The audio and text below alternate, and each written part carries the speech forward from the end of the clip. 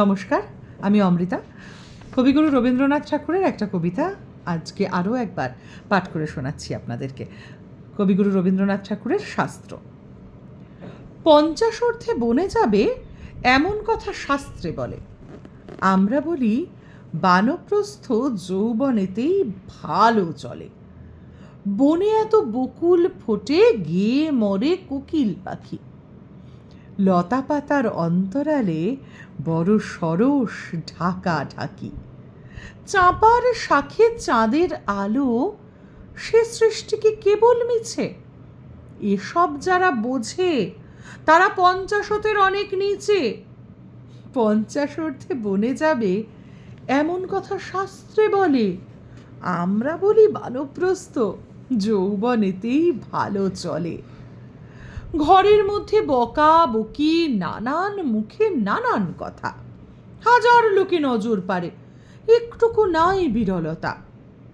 সময় অল্প ফুরায় তাও অরসিকের আনাগোনায়। ঘণ্টা ধরে থাকেন তিনি সৎ প্রসঙ্গ আলোচনায়। হতভাগ্য নবীন যুবা কাজেই থাকে বনের খোঁজে। ঘরের মধ্যে মুক্তি যে নেই এ কথা সে বিশেষ বোঝে। পঞ্চাশোর্ধ্বে বনে যাবে এমন কথা শাস্ত্রে বলে। আমরা বলি বানপ্রস্থ যৌবনেতেই ভালো চলে। আমরা সবাই নব্যকালের সভ্য যুবা অনাচারী। মনুর শাস্ত্র শুধরে দিয়ে নতুন বিধি করব জারি। বুড়ো থাকুন ঘরের কোণে, পয়সা করি করুন জমা। দেখুন বসে বিষয় পত্র, চালান মামলা মোকদ্দমা। ফাগুন মাসে লগ্ন দেখে যুবারা যাক বনের পথে। রাত্রি জেগে সাধ্য সাধন থাকুক রত কঠিন ব্রতে।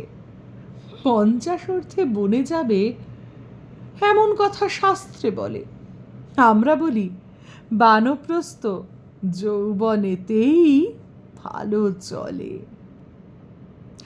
কেমন লাগছে আমার কবিতা পাঠ করা অবশ্যই জানাবেন কমেন্ট বক্সে কমেন্ট করে। ভালো লাগলে অবশ্যই আমার চ্যানেলটা সাবস্ক্রাইব করবেন এবং বেল আইকনে অবশ্যই ক্লিক করবেন, কারণ নতুন নতুন কবিতা দিতে থাকবো, আপনারাও শুনবেন অবশ্যই। সাবস্ক্রাইব অবশ্যই করবেন আমার চ্যানেলটাকে। আর যারা শিখতে চান তারাও আমার সঙ্গে যোগাযোগ করতে পারেন। কমেন্ট বক্সে কমেন্ট করবেন আমার সাথে যোগাযোগ করবার জন্যে। ভালো থাকবেন সকলে। নমস্কার।